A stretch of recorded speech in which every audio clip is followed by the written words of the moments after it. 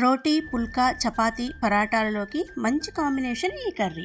దీనికోసం pan heat అయ్యాక 3 table స్పూన్ల ఆయిల్ వేసి, ఆయిల్ హీట్ అయ్యాక ఆవాలు, జీలకర్ర వేసి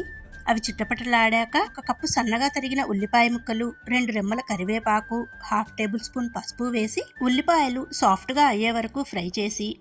1 కప్పు పచ్చి బఠానీలు, క్యారెట్ ముక్కలు, పచ్చి కందులు, 1 కప్పు బంగాళదుంప ముక్కలు, రుచికి సరిపడా సాల్ట్ వేసి 3-4 నిమిషాలు హై ఫ్లేమ్లో టాస్ చేసి మూత పెట్టి అడుగు మాడకుండా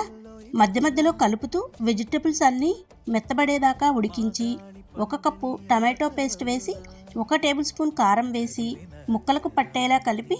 గ్రేవీ కోసం 1 కప్పు వాటర్ యాడ్ చేసి మూత పెట్టి ఆయిల్ పైకి తేలే వరకు ఉడికించి చివరిలో గరం మసాలా, కొత్తిమీర వేసి 2 నిమిషాలు మగ్గించి స్టవ్ ఆఫ్ చేయండి. Tasty veg curry ready.